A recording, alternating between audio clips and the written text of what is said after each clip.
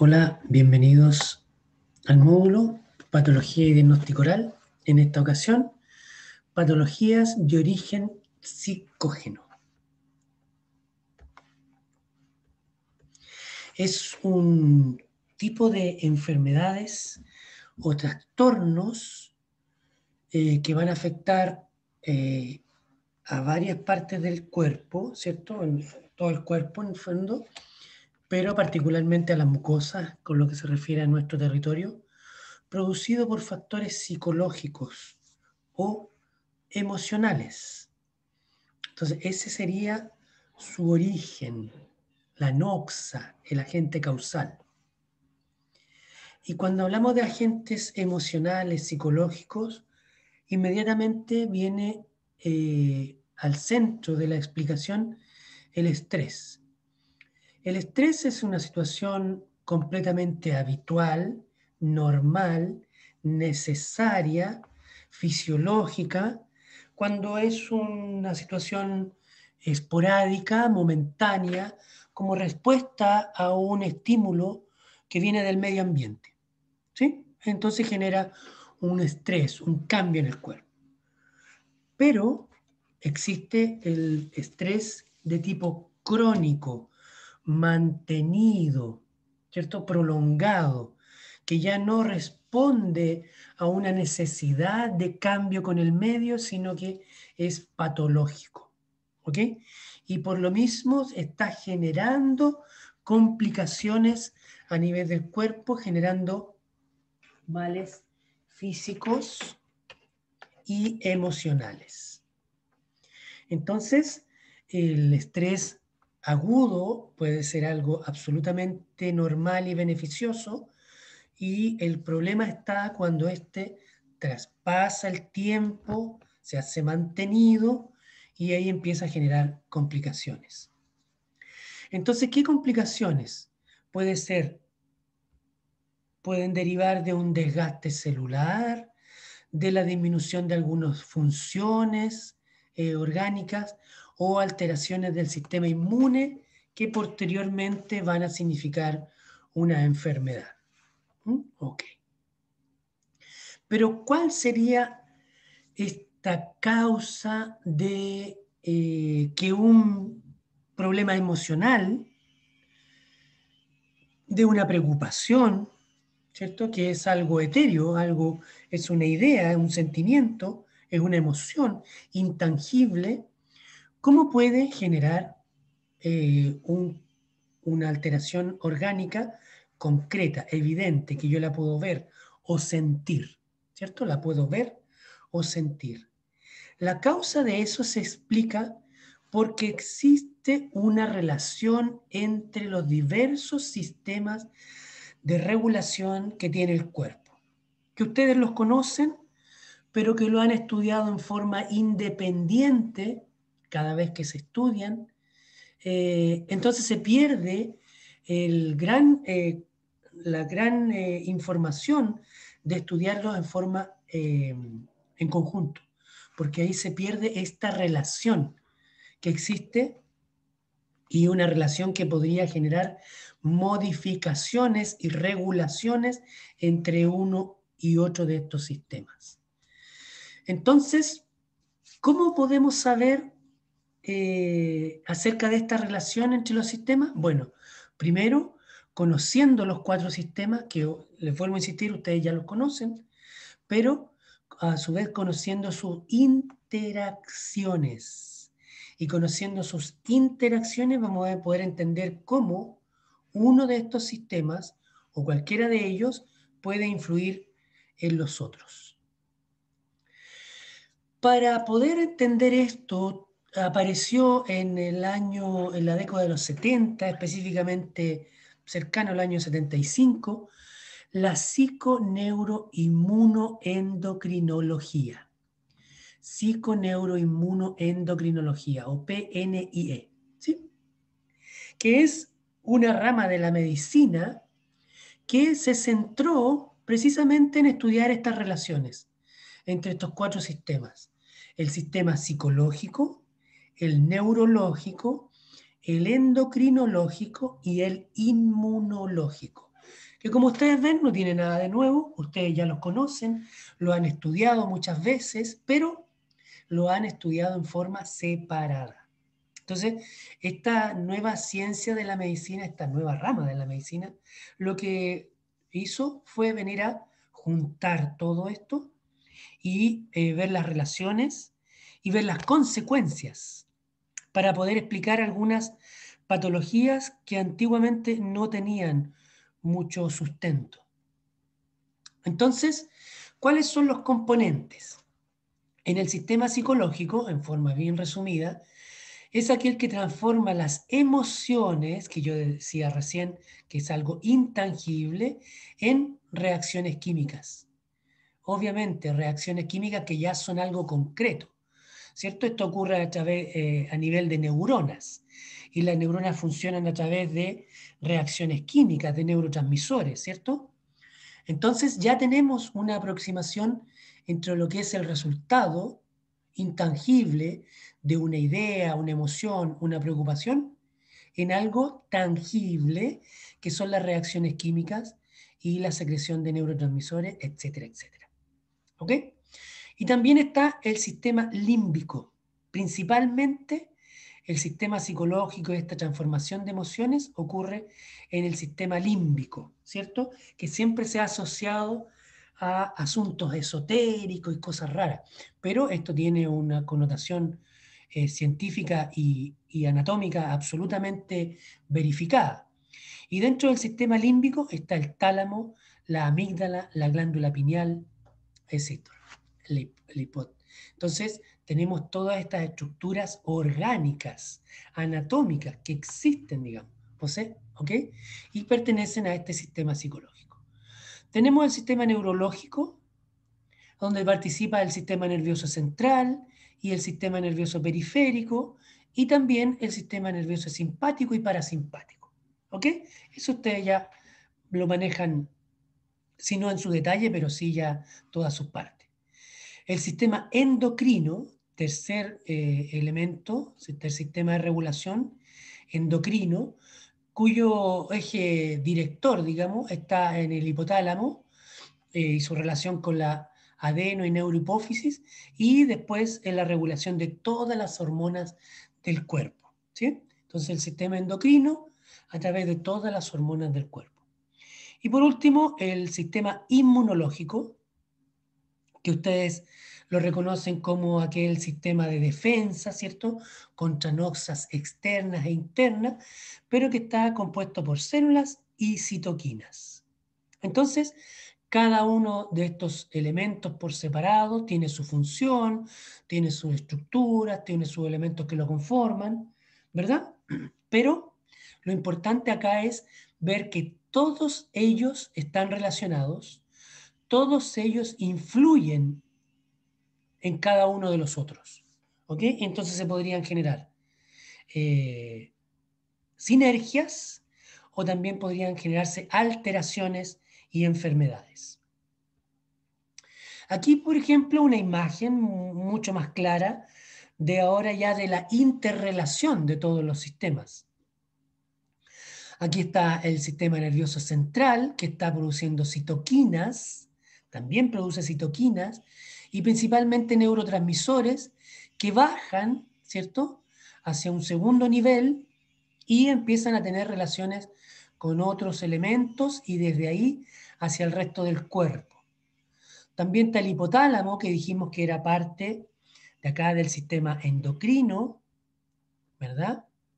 Y aquí tenemos también a este nivel la amígdala, el sistema límbico en general, ¿ok?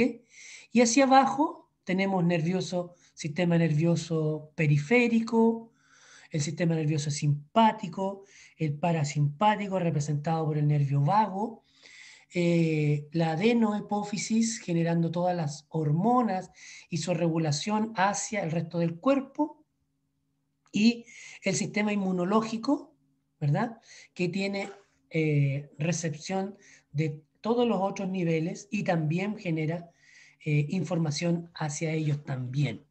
Entonces podemos ver que existen muchas vías de comunicación sobre estos 4 sistemas y además vemos que pueden ser alterados por un elemento estresor, un agente externo que va a actuar sobre uno de ellos o cualquiera de ellos, y también ese va a interactuar sobre los otros, generando disregulaciones, ¿cierto? Alteraciones que finalmente se van a traducir en enfermedades.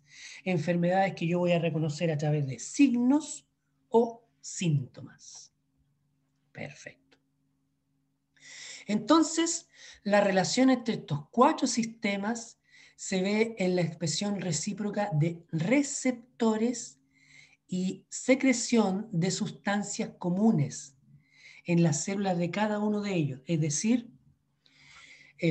las células del sistema inmunológico van a tener receptores para su propio sistema, para las células que están alrededor de ellos, funcionando en el sistema inmunológico, pero también para otros sistemas. Las células nerviosas, las neuronas, van a tener receptores para neurotransmisores, pero también para citoquinas, para otras hormonas. Entonces existen receptores y sustancias comunes. Y por ejemplo, el linfocito, que es la célula clásica, ¿cierto?, del sistema inmunológico, tiene receptores para corticoides, es decir, para hormonas. Sería el sistema endocrino. Insulina, estradiol, prolactina, testosterona, otros tipos de hormonas. ACTH, hormona que estimula las glándulas suprarrenales con la producción del cortisol, ¿cierto? La sustancia P, que es un neurotransmisor del dolor.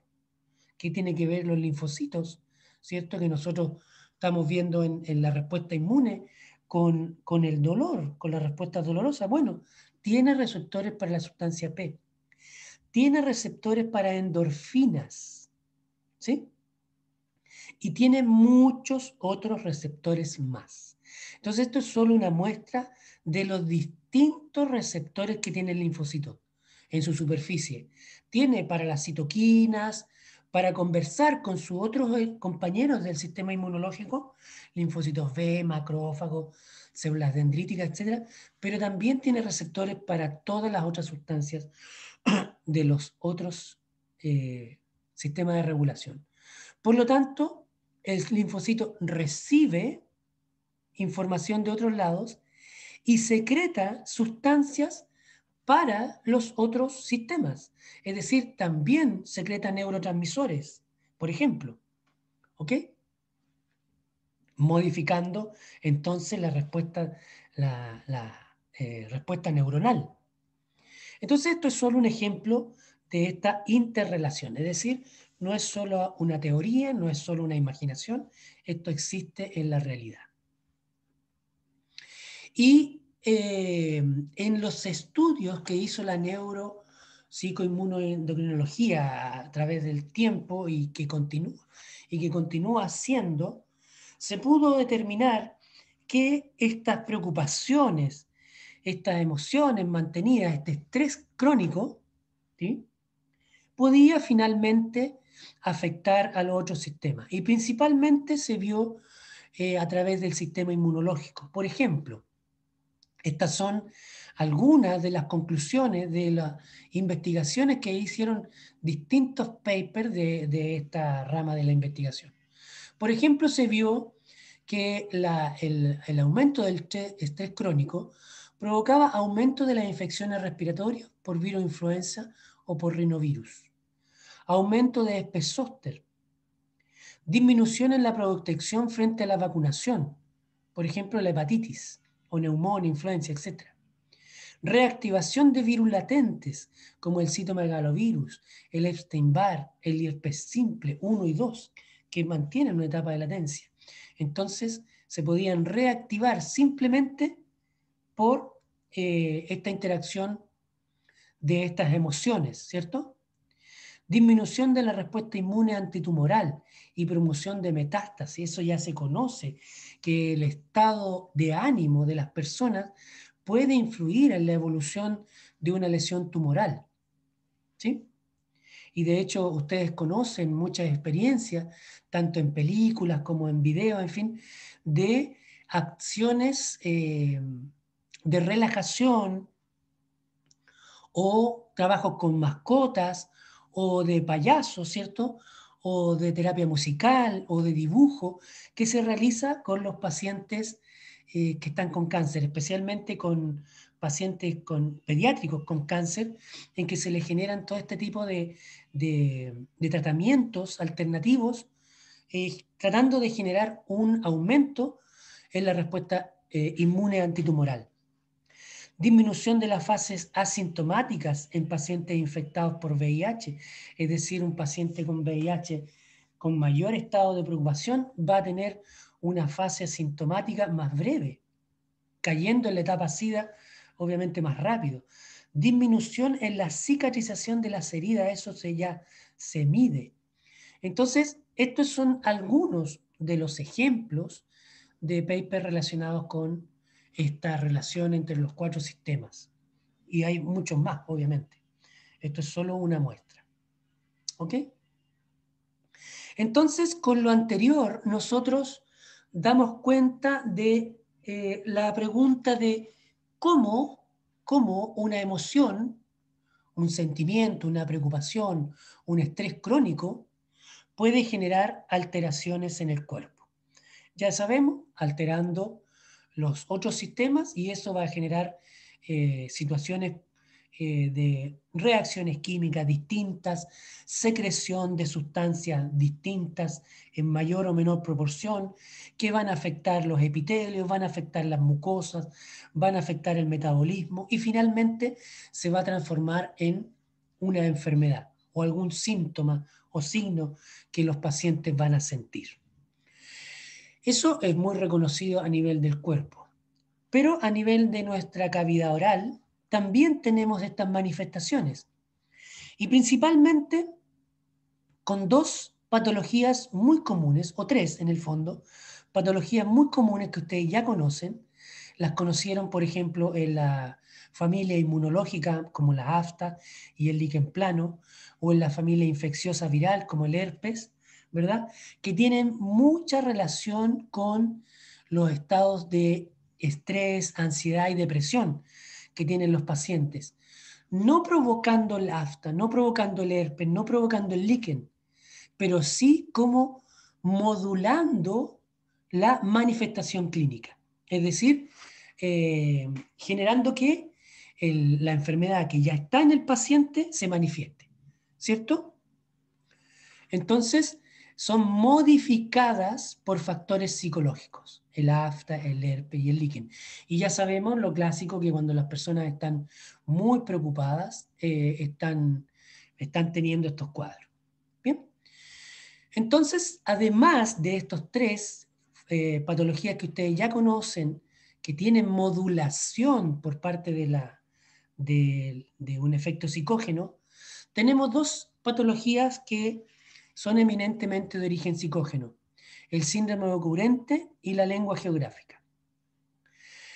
Por eso están destacados acá. Cabe hacer la referencia que el síndrome ocurrente actualmente está en un proceso de cambio en su etiología. ¿Ok? Entonces, estamos justo en el momento en que probablemente se tenga que eliminar el síndrome ocurrente de las lesiones psicógenas porque se ha encontrado una alteración neuropática en los nervios, es decir, una alteración orgánica que daría respuesta al origen del síndrome ocurrente y ya no de origen psicógeno. Pero estamos en este periodo de cambio, por eso lo vamos a estudiar todavía en esta familia. Bien, ustedes ya recuerdan la úlcera recurrente oral, ¿cierto? Con estas manifestaciones clínicas y con su tratamiento a través de corticoides, examen y derivaciones, y también en algunos casos una terapia psicológica. Generalmente, cuando hablamos de las aftas, hablamos solo del tratamiento con corticoides tópicos, ¿cierto? pero también existe el tratamiento psicológico, abordando esta otra parte de la enfermedad. El herpes, muy conocido, que puede afectarse por diferentes motivos, manifestarse, perdón, puede ser por el frío, las comidas, pero también por estados de nerviosismo, ¿cierto? Entonces, yo estoy muy preocupado por una prueba, por una situación, por un matrimonio, y ha ocurrido que aparece este herpes eh, recurrente labial, ¿ok?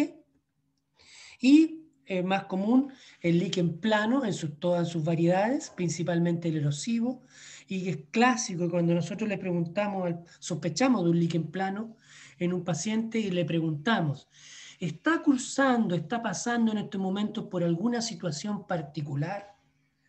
¿Alguna pelea, alguna situación económica, algún evento traumático, una muerte, una pérdida de algún familiar, un incendio en la casa, una separación, etcétera, etcétera? Cualquier elemento que nos podría indicar que está siendo este líquen plano modulado por esta situación emocional. Y efectivamente la gran mayoría de los pacientes, no todos, pero la gran mayoría de los pacientes, luego de hacerle esta pregunta, nos relatan que efectivamente están cursando con algún problema. Incluso algunos se le humedecen los ojos o derechamente se ponen a llorar.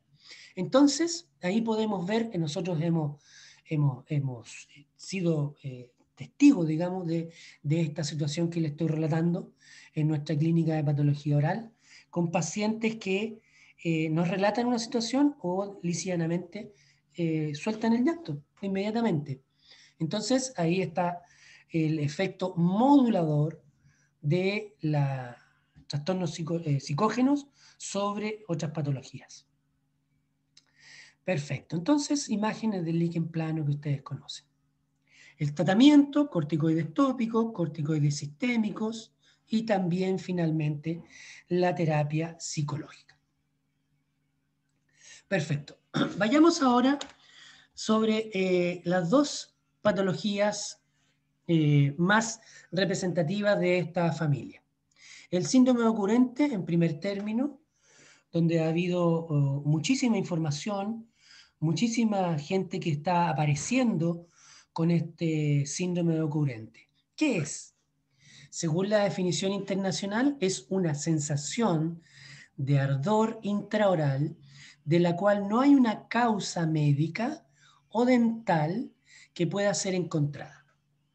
Entonces, es bastante complejo porque no tenemos una causa todavía según esta definición, ¿ok? Que son comités internacionales que lo han pero ojo, son ya de un tiempo atrás. Ahora vamos a ver que existe una definición eh, tomado de este es un video de una de las presentaciones que ha hecho César Rivera en nuestra jornada de síndrome ocurrente junto al doctor Venegas y otros dictantes de esas charlas, ¿cierto? Pero yo extraje allí algunos elementos de la exposición de César Rivera con respecto al síndrome ocurrente.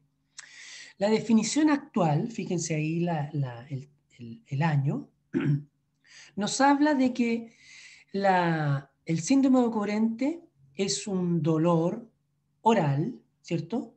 Un dolor oral que se mantiene por más de 2 días, más de 2 horas al día, perdón, y por más de 3 meses. ¿Ok? Entonces ya hablamos de un dolor crónico, ¿verdad? Mantenido más de 2 horas al día y por más de 3 meses. Eso es necesario que se dé esa condición para recién hablar del síndrome ocurrente. Además, es un ardor que se presenta superficialmente, ¿ok? Es una sensación de dolor quemante, ¿cierto? Como que quema la mucosa y que se percibe solo en la zona superficial. Además, tiene que haber una mucosa oral normal en cuanto a la clínica. Es decir, yo no voy a ver ninguna inflamación, ninguna zona roja, ninguna zona de depapilación en la lengua. Debo encontrarla normal.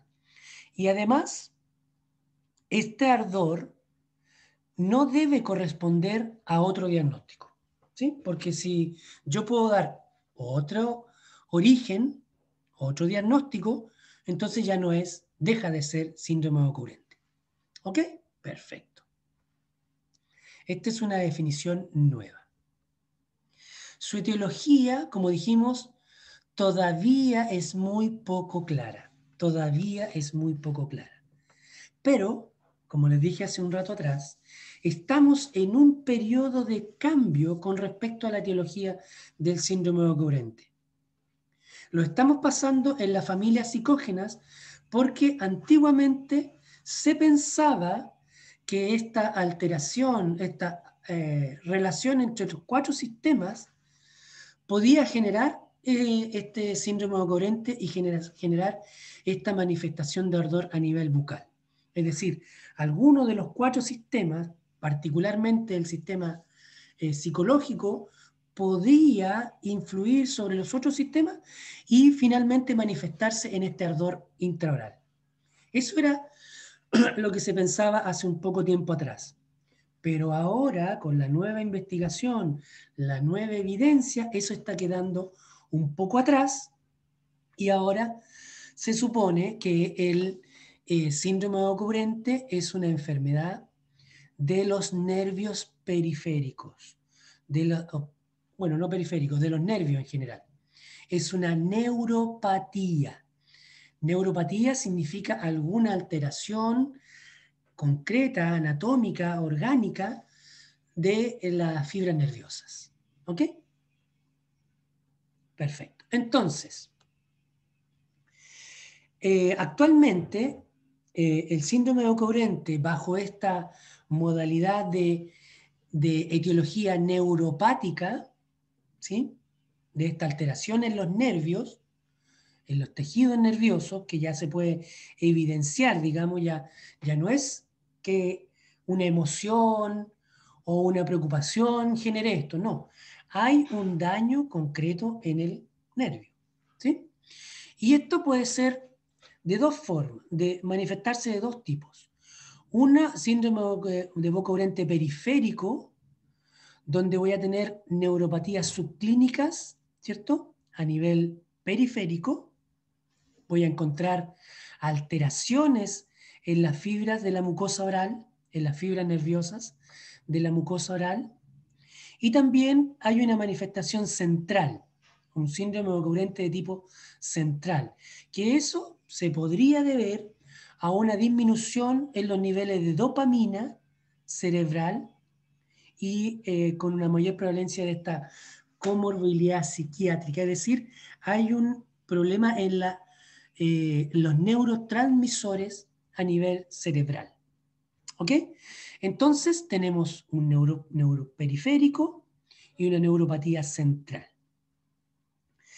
Para nosotros es de relevancia el síndrome ocurrente periférico porque está obviamente en relación con los nervios periféricos, o sea, extracerebrales, por lo tanto podríamos tener alguna injerencia sobre ellos, particularmente porque son nervios que están llegando a nuestro territorio y particularmente a la lengua, principalmente, pero también se puede manifestar en labios, mejillas, paladar, pero es más raro.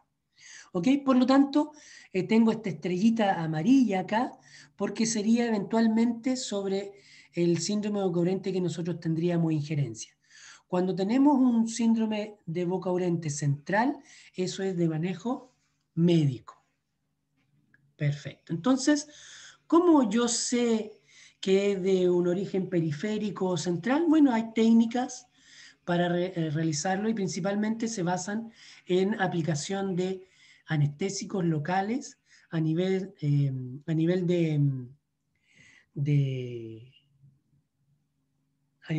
con la técnica troncular, ¿cierto? En la técnica de Spix, que podrían generarnos esta diferencia. Entonces, veamos un resumen. tenemos una clasificación de esta patología antigua, ¿ya?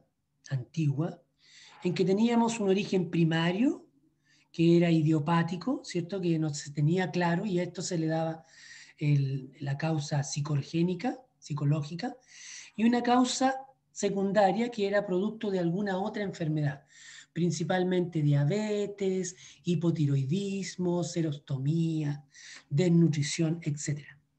Esta es una clasificación antigua que cada vez se está usando menos y en desmedro de que se está usando más la clasificación actual o que deberíamos en el fondo empezar a usar más esta clasificación actual, que clasifica el síndrome ocurrente en tipo periférico y tipo central.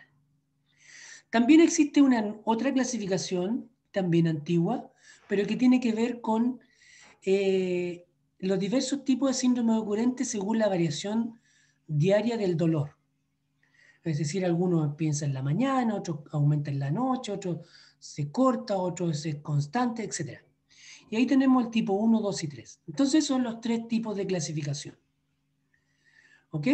Que el clásico ya deberíamos empezar a dejarlo de lado, solamente lo explicamos porque como estamos en este periodo de cambio, probablemente habrán personas que seguirán hablando de esta clasificación, otros estarán adoptando la clasificación nueva y la clasificación de variación del dolor, eso se mantiene igual, porque eso no tiene que ver con la etiología, sino que con la clínica.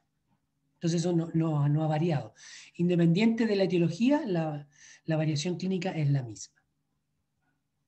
Entonces, veamos nuevamente un poco de la clasificación antigua, por si acaso les tocara escuchar alguna presentación con esta clasificación. Se dividía en el síndrome ocurrente primario, que era aquel que no tenía una causa o no podíamos atribuirle ningún origen. Entonces, ese sí era de origen psicológico o psicógeno. Ese era el síndrome ocurrente primario. Y también estaba el síndrome ocurrente secundario, que era secundario o a raíz de la existencia de otra enfermedad, como candidiasis, diabetes, alteraciones de tiroides y, como dijimos, déficit nutricional, etcétera, etcétera, etcétera. ¿Ok? Algún tipo de alergia que se podía manifestar de esta manera. Entonces, acá, este ardor lingual obviamente era una manifestación de esa enfermedad. Por lo tanto, no tenía nada que ver con el síndrome ocurrente. Era un síntoma de otra enfermedad. Claro, era muy parecido, era similar, porque igual tenía esta quemazón en la lengua. Por lo tanto, se debería llamar sensación de boca urente. ¿Ok? No síndrome ocurrente, sino que sensación de boca urente. Es decir, una candidiasis que presenta ardor en la lengua, podríamos decir que presentaba una sensación de boca urente, nada más. O sea, algo similar. Y el síndrome ocurrente primario sería efectivamente el correcto. Pero, les vuelvo a insistir, esto ya está quedando más atrás. Veamos, ¿qué es lo que voy a ver yo en la clínica? Primero, en los signos no voy a ver nada, salvo a una mujer mayor que tiene su lengua perfectamente normal. Pero sí voy a sentir síntomas. El paciente sí va a sentir síntomas y principalmente que le quema la lengua, una situación muy desagradable, mantenida. Imagínense lo que es quemarse la lengua cuando ustedes están comiendo algo, por ejemplo, un café caliente, etc. Se queman la lengua, pero la sensación pasa rápido, pero es muy desagradable. Ahora imagínense esta persona si mantiene esa sensación de dolor media hora, 2 horas, todo el día o varios días, semanas, meses y años. Por lo tanto, esta sintomatología que se ve solo a nivel de la lengua, también puede, como dijimos, en los labios, en las mejillas, pero principalmente en la lengua y principalmente en la punta de la lengua, finalmente va a traer repercusiones en toda la calidad de vida de estas mujeres. Y digo mujeres porque es principalmente las personas que se ven más afectadas. ¿Ok? Entonces, voy a ver a mujeres de mayor edad y generalmente después de la menopausia, que son características clínicas o factores relevantes de las personas que yo voy a encontrar con este síndrome de Guren. Y lo voy a encontrar entre un 1 y un 15% de la población. Esta prevalencia es muy variada, ¿cierto? Porque depende de los estudios, pero ya no es una patología desconocida, no es una patología que aparezca muy esporádicamente. De hecho, yo creo que ustedes ya han tenido probablemente pacientes con el síndrome de boca urente. Perfecto. Entonces, ¿a quiénes va a afectar? Nuevamente, fundamentalmente a mujeres, en una relación de 9-1 comparado con los hombres. En mi experiencia, no he visto nunca hombres con síndrome de boca urente. Edad mayores de 50 años, generalmente posmenopáusica, porque coinciden estas edades, ¿cierto? Nunca en niños. No se ajusta a la clínica porque hay algo que molesta al paciente, pero clínicamente no vemos nada. Esto hace que el diagnóstico sea muy difícil y que los diferentes profesionales de la salud no logren dar una explicación adecuada al paciente. Y esto hace que el paciente pase por muchos profesionales y por muchos tipos de tratamientos. ¿Ok? Finalmente, y algo que se va viendo que coincide en los pacientes, como no se tiene respuesta, como no se tiene algo claro, como los profesionales no manejan esto, no le explican muy bien, o mejor dicho, los pacientes no entienden muy bien, finalmente se empiezan a preocupar más. Es un círculo vicioso porque esto hace aumentar el ardor y finalmente creen que lo que tienen es un cáncer. Y cuando llega esta idea a las personas es muy difícil de sacar de su cabeza, por lo que nos ha tocado a nosotros los pacientes, como no me dice el dentista o el médico, como no me lo dice, a lo mejor es porque tengo algo malo, y como es malo, probablemente sea un cáncer, y ahí comienza un círculo vicioso que es difícil de sacar a los pacientes o a las pacientes. ¿Ok?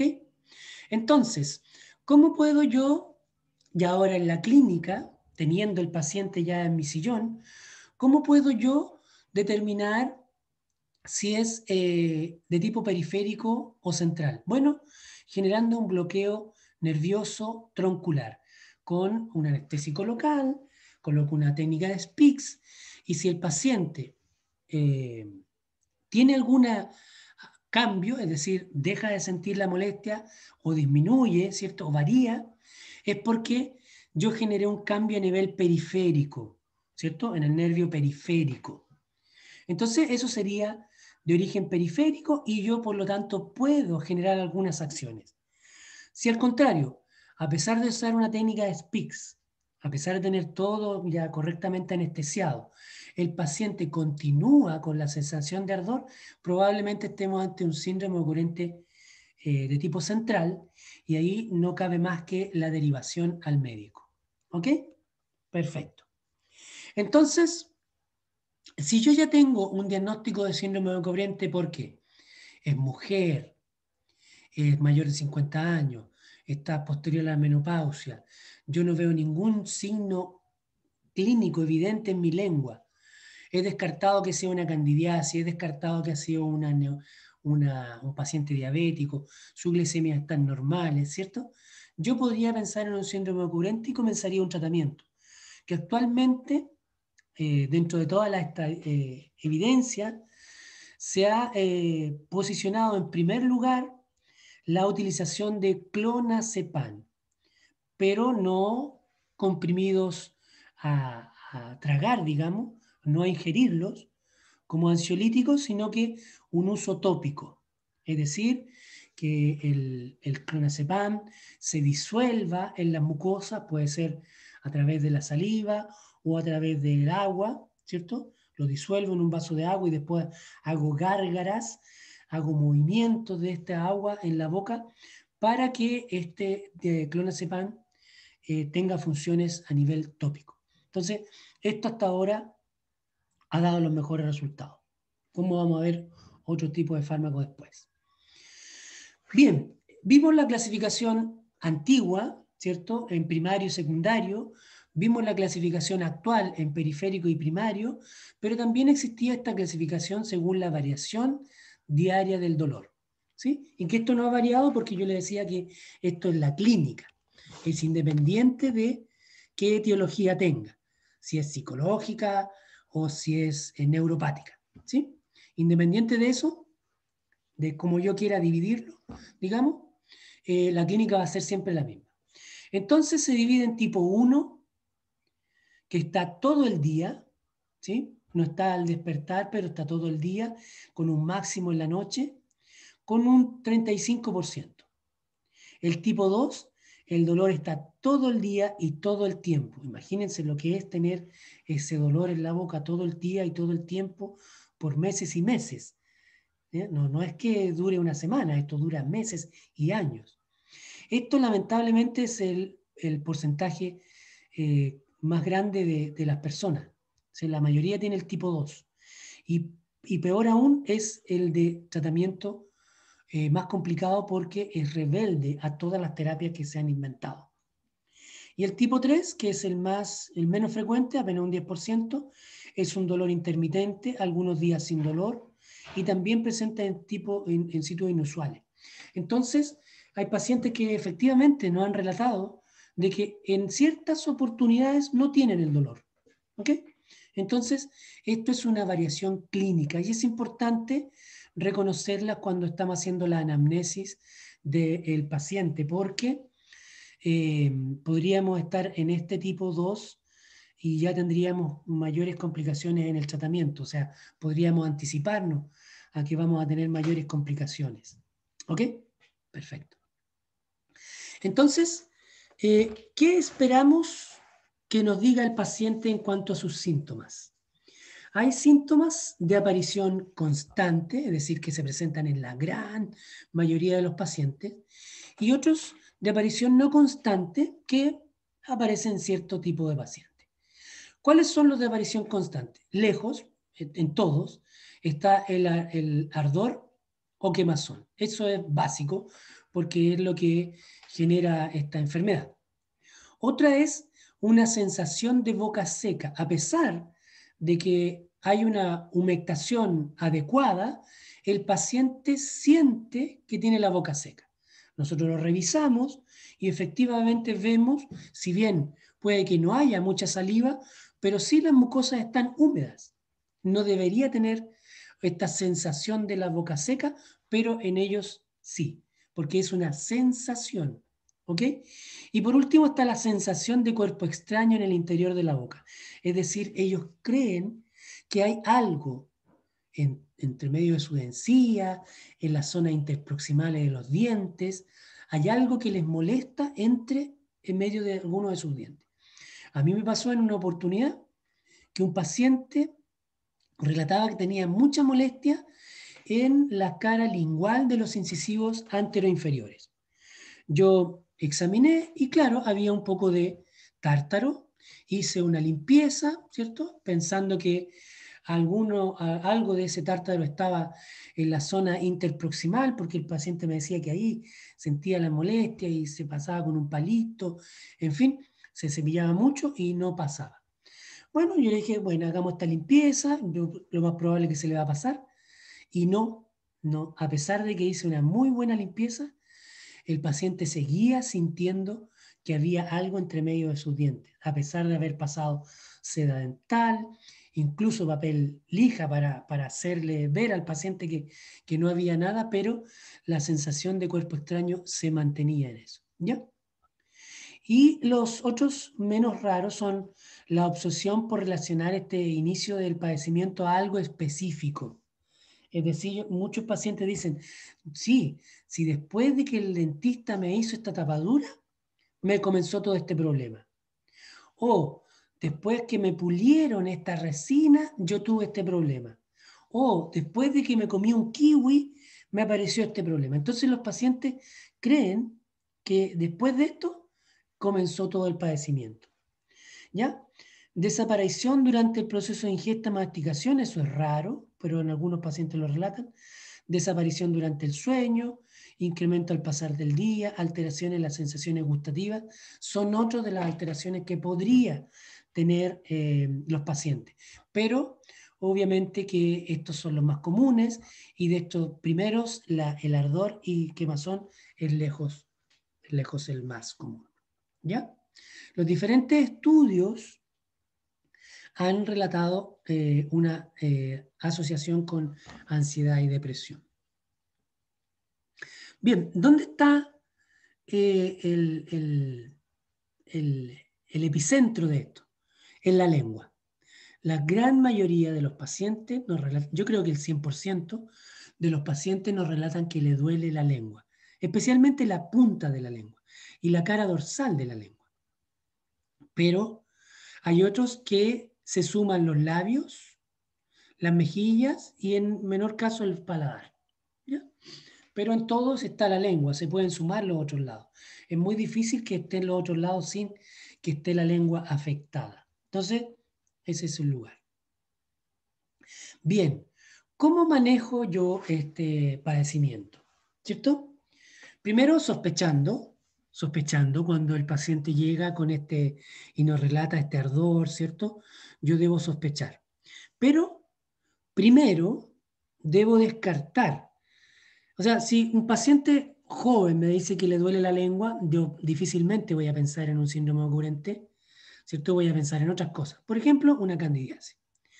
Si un paciente adulto me dice que tiene dolor en la lengua, si es hombre, yo difícilmente voy a pensar en un síndrome ocurrente, ¿se fijan? Solamente por la estadística. Voy a pensar, por ejemplo, en una candidiasis o tal vez que este paciente es diabético.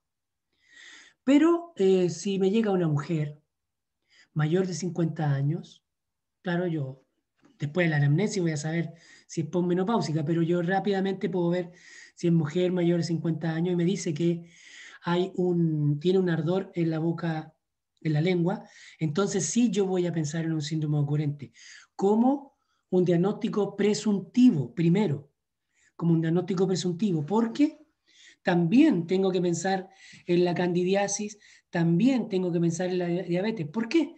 Porque simplemente son enfermedades mucho más frecuentes que el síndrome ocurrente.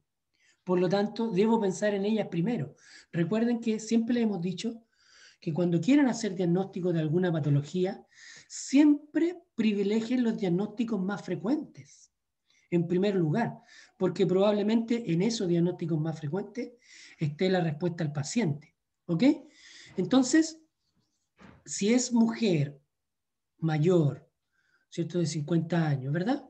Yo tengo que tener como diagnóstico presuntivo el síndrome ocurrente, junto con candidiasis, diabetes y otros menos frecuentes como el hipotiroidismo, pero si la paciente me relata que tiene la enfermedad, obviamente que tengo que tenerlo como diagnóstico diferencial.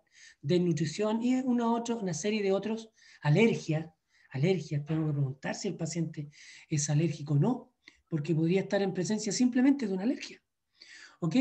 Entonces, para llegar al diagnóstico de síndrome ocurrente, yo debo descartar todas estas cosas. Candidiasis, diabetes, alergias, alteraciones tiroideas, malnutriciones, déficit vitamínico, etcétera, etcétera. ¿Ok? Entonces, así voy comenzando yo a acercarme al diagnóstico del síndrome ocurrente. Pero si yo ya descarto que no hay candidiasis y descarto que no hay diabetes eh, porque la glicemia está perfectamente normal, es un paciente con una hemoglobina glicosilada controladita, etc. O incluso descarté la candidiasis porque antes de comenzar el tratamiento del síndrome ocurrente yo di antimicóticos porque tenía una duda. Entonces traté de confirmar mi diagnóstico y di antimicóticos, pero el paciente sigue igual.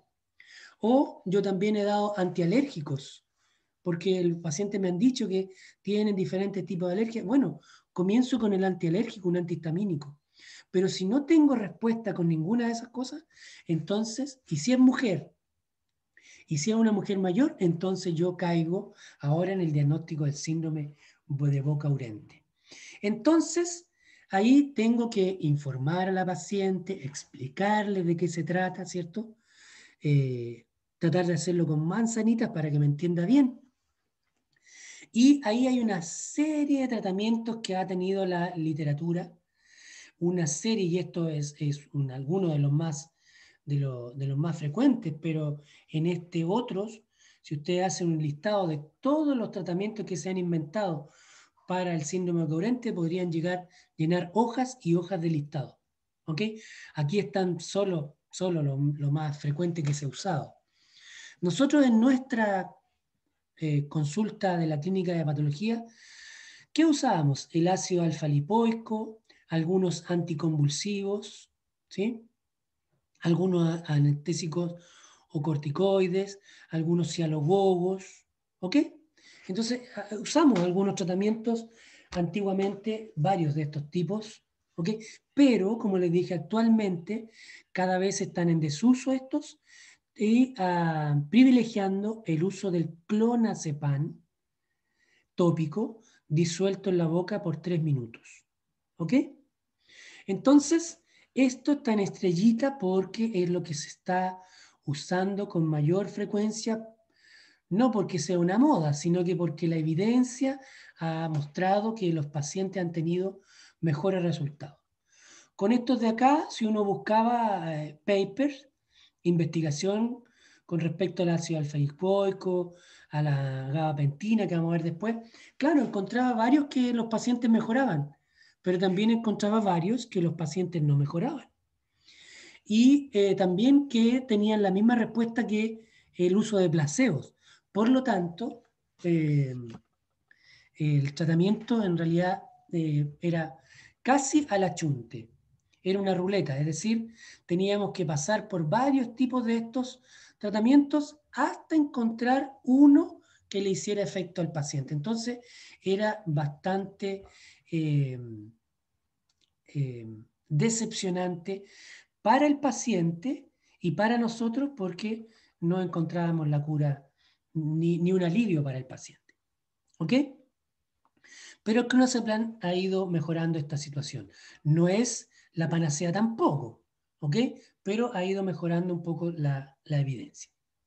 Fíjense acá, diferentes estudios con diferentes ácido alfa-lipoico, clonazepam, capsaicina, gabapentina, etc. Muchísimos estudios. Esta es solo una muestra nada más. ¿Ok? Ahora, pues solo para que conozcan ¿cuáles eran los otros tratamientos que usábamos antes? El ácido alfa-lipoico era uno de los que más usábamos. Era un antioxidante y se suponía que tenía una acción sobre el síndrome ocurrente. La gabapentina, que es un anticonvulsivante utilizado para la epilepsia, ¿cierto? Y también para el dolor crónico. Varios anticonvulsivantes actualmente tienen efectos sobre el dolor crónico, por lo tanto, se ocupan para este tipo de dolor crónico, como el síndrome ocurrente o como la neuralgia del trigémino. ¿Ya? La capsaicina, que es un derivado del ají, por lo tanto, el paciente cuando lo usaba sentía que le picaba. Entonces, esta picazón que hacía este aumento del dolor, lo que hacía era ocupar neurotransmisores de la vía del dolor, básicamente la sustancia P. Entonces lo ocupaba hasta que terminaba el almacenamiento, el almacenaje de esta sustancia P y el paciente finalmente dejaba de sentir dolor. Y en algunos pacientes esto funcionó. ¿Sí? Y finalmente el clonazepam, que como ustedes saben es una benzodiazepina, un tipo de ansiolítico que está teniendo más ventajas sobre los otros, ¿ya? Solo para que conozcan, porque si van a tener que usar algún tratamiento con un síndrome ocurrente, tienen que privilegiar el clonazepam. Y aquí está el clonazepam, que es un ansiolítico, ¿cierto? Al 0,5 miligramos o 2 miligramos diferentes cajas, diferentes posologías, diferentes valores. Entonces lo pueden hacer disolver en la saliva o mejor en un vasito de agua y después yo hago gárgaras, muevo esta agua para que el clonazepam se vaya pegando en la mucosa, principalmente de la lengua, y ejerza su acción. ¿Ya? Con respecto a los ansiolíticos, los dentistas siempre tienen dudas si es que pueden usar o no usar los ansiolíticos, si es que pueden prescribirlo o no. Bueno, hubo un tiempo en que el dentista lo podía usar, hubo otro periodo bastante corto en que se prohibió que el dentista pudiera prescribir los ansiolíticos, pero finalmente el colegio de dentistas hizo un trabajo, ¿cierto? Y logró que los dentistas volviéramos a poder prescribir estos tipos de fármacos. Por lo tanto, actualmente los odontólogos podemos prescribir sin ningún problema los ansiolíticos, ¿sí? Obviamente que hay ciertas especificaciones para hacer bien la receta, ¿cierto? Es una receta retenida, tiene que ir el nombre del paciente, el nombre del profesional, tiene que ir escrita a mano, tiene que ir firmada y tiene que ir la cantidad de dosis que yo le voy a dar. Es decir, necesita 5 comprimidos, 10 comprimidos, un comprimido, ¿cierto? Entonces tiene que ir puesto eso en la receta para que el químico farmacéutico pueda surtir la receta, digamos. ¿Ok? Y la otra forma que tiene el dentista de dar ansiolítico a los pacientes es que el mismo dentista pueda ir a la farmacia y pedir una cantidad de ansiolíticos, queda registrado su nombre, queda registrado en un cuaderno que tiene el químico farmacéutico y es el propio profesional el que le va dando los comprimidos al paciente. Pero esta opción creo que no es muy utilizada. No quiere decir que sea mala, sino que por lo que yo sé no es muy utilizada. Perfecto. Eso era el síndrome de Courente. Veamos finalmente otra patología que esta sí sigue estando en la categoría de patología psicológica, psicógena, porque no se sabe la causa y probablemente sea de tipo psicógena hasta ahora. Quizás más adelante va a pasar lo mismo que el síndrome de Courente y vamos a tener que sacarla de esta familia. Pero hasta ahora la reconocemos en esta familia. La lengua geográfica es una enfermedad reconocida hace bastante tiempo, es una lesión crónica con un complemento inflamatorio. Se supone que inmunológicamente mediada, pero ahí también hay controversia. Lo que sí se sabe que es de etiología desconocida. Hay una afectación entre el 1 y el 5% de la población y se presenta con mayor frecuencia en los niños, también en los adultos. Vamos a ver varios adultos con lengua geográfica, pero la frecuencia mayor está en los niños, ¿ya? Y va reduciéndose con la edad. ¿Por qué ocurre eso? Obviamente tampoco se sabe, ¿ya? ¿Qué voy a ver yo en la clínica? Por suerte, la lengua geográfica tiene una clínica muy característica. Así como en el síndrome de Courente no veíamos nada, en la lengua geográfica vemos una clínica muy, muy característica. ¿Qué vemos? Una zona roja y una bordeada de una zona blanca. ¿Ya? Entonces, vamos a ver áreas blancas que están delimitando una área eritematosa. ¿Ok? Aquí debería haber escrito, mejor dicho, debería haber escrito un área roja, apréndanselo así mejor, es un área roja delimitada por un borde blanco. Eso es mucho mejor. Es un área roja delimitada por un borde blanco. Fíjense ahí, un área roja delimitada por un borde blanco. Área roja y un borde blanco. Exactamente como se ve en todos lados. Esta enfermedad tiene periodos de actividad, periodos de remisión, periodos que desaparece y nuevamente en un tiempo indeterminado vuelve a aparecer. Y aparece en lugares distintos cada vez, incluso cuando está en un periodo de actividad puede ir variando estas áreas rojas.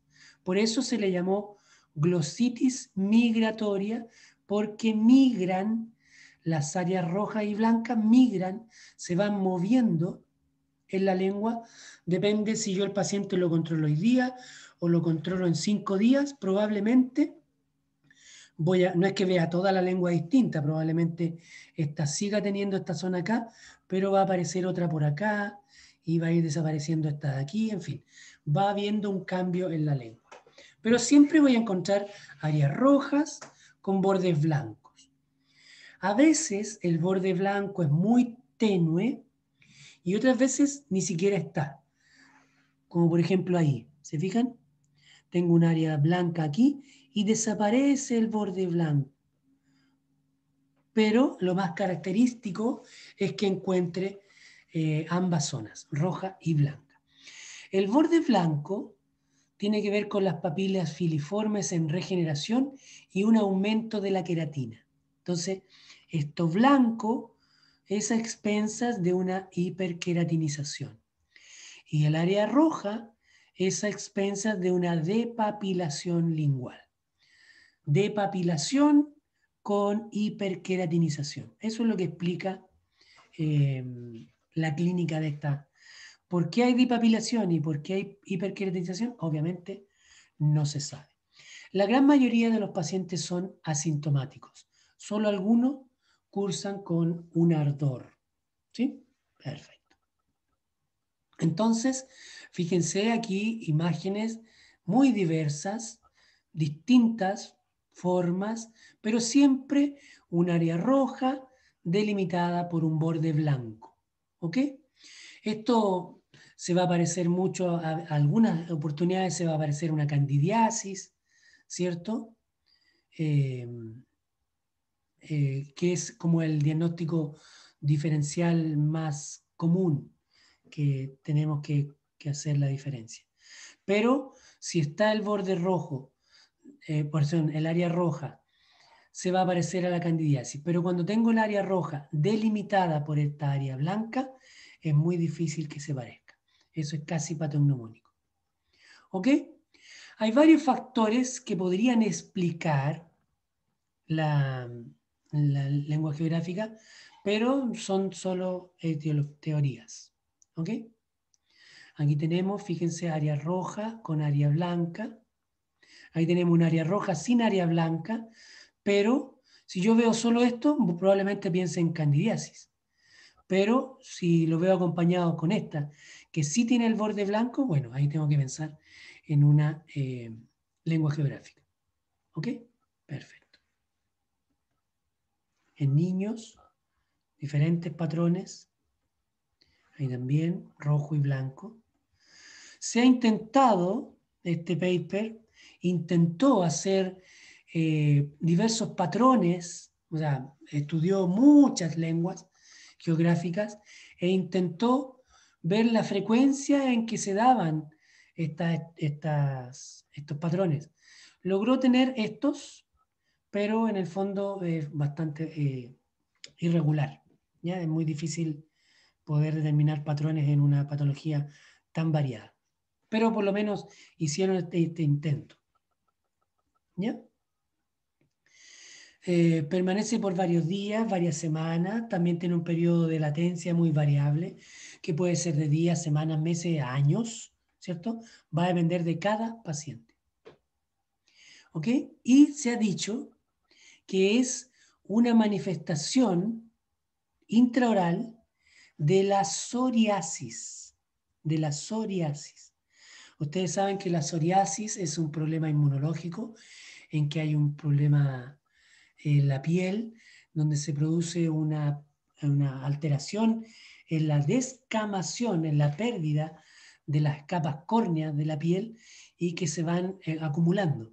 Entonces vamos teniendo placas de queratina en la piel, ¿cierto? Y en la zona de las articulaciones. Y también se supone que esta lengua geográfica podría ser una manifestación oral de esta enfermedad dérmica. Entonces, solo es una teoría porque si ustedes buscan en los PANDES, por ejemplo, en los buscadores de investigación, hay casos en que sí lo encuentran asociado y otros que no lo encuentran asociado. Por lo tanto, aún es solo una teoría, pero ustedes tienen que conocerla. Perfecto. Entonces, por ahí estaríamos con toda esta patología psicógena que tiene una explicación a través de la interrelación y la modificación que pueden tener los 4 sistemas de regulación, ¿sí? Partiendo desde el cerebro, bajando hasta todo el resto del cuerpo, ¿ok? Vamos a ver un grupo de patologías que tienen causas distintas, pero que son moduladas por el efecto psicógeno, con la afta, el herpes, el líquen plano, pero muchas otras también, ¿cierto? Eh, y 2 patologías que eran eminentemente clásicas en esta clase, como era el síndrome ocurrente y la lengua geográfica. Acabamos de saber que el síndrome ocurrente está sufriendo un cambio y que ahora ya se trata de no hablar como una enfermedad psicológica, psicógena, sino que una enfermedad neuropática. ¿Correcto? Y con todo lo que lleva, y que como tratamiento vamos a usar el clonazepam tópico. Y que por el otro lado tenemos una patología todavía, de etiología muy desconocida, se sabe muy poco de ella, y que por eso todavía está en esta familia psicógena, que es la lengua geográfica, o glositis romboidal, glositis migratoria benigna. Bien, eso ha sido la clase de enfermedades psicógenas. Ahora los dejo con algunas preguntas. ¿Cuáles son los sistemas que se interrelacionan? ¿Cuáles son? ¿Y qué pasa cuando se interrelacionan? Aparte de decirme cuántos son. ¿Qué es un dolor neuropático? ¿Qué es eso? Yo algo les anticipé, pero me gustaría que ustedes eh, supieran, reconocieran, tuvieran más base teórica de qué es un dolor neuropático en general, ¿ya? Para que tengan mayor base al hablar del síndrome ocurrente. Y el clonazepam lo mismo. ¿Qué es el clonazepam? Es un fármaco. ¿De qué tipo? ¿De qué familia? ¿Para qué se usa habitualmente? ¿De qué manera actúa cuando se usa en su manera habitual? Pero acá estamos usándolo de una manera distinta. ¿Ok? Entonces, es importante que recuerden qué era el clonazepam. Y cómo existe este problema de la duda de si el dentista puede o no puede. Bueno, al usar el ansiolítico, bueno, hagan el ejercicio y compren, hagan una receta, envíen o vayan ustedes mismos a comprar una cajita de clonazepam. Cómprenla, hagan el ejercicio y convénzanse ustedes mismos, porque muchas veces los dentistas no hacemos la prescripción de los ansiolíticos porque no sabemos hacer la receta. Por lo tanto, nos dejamos estar y no le damos el tratamiento adecuado, por ejemplo, al paciente con síndrome ocurrente o a un paciente ansioso que sufre con la tensión dental. Un ansiolítico le puede hacer de maravillas. Un paciente hipertenso, por ejemplo, que el hecho de tener la consulta dental le aumenta su presión, muchas veces nos condiciona a no poder atenderlo, pero no por la presión, sino que por su nivel de ansiedad le eleva la presión y nos complica. Pero si nosotros lo tratamos con un ansiolítico, vamos a mejorar esta parte de la ansiedad y nuestra presión arterial se va a mantener estable y nosotros lo vamos a atender sin ningún riesgo. ¿Se fijan? Entonces, los ansiolíticos sí están dentro de nuestra posibilidad de recetarlo, de prescribirlo. Entonces, hagan el ejercicio. ¿Sí? Yo quiero verlo a ustedes cuando me digan, profe, aquí compré esta cajita. Bien, ¿ok? Nos vemos, que estén muy bien, hasta otra oportunidad.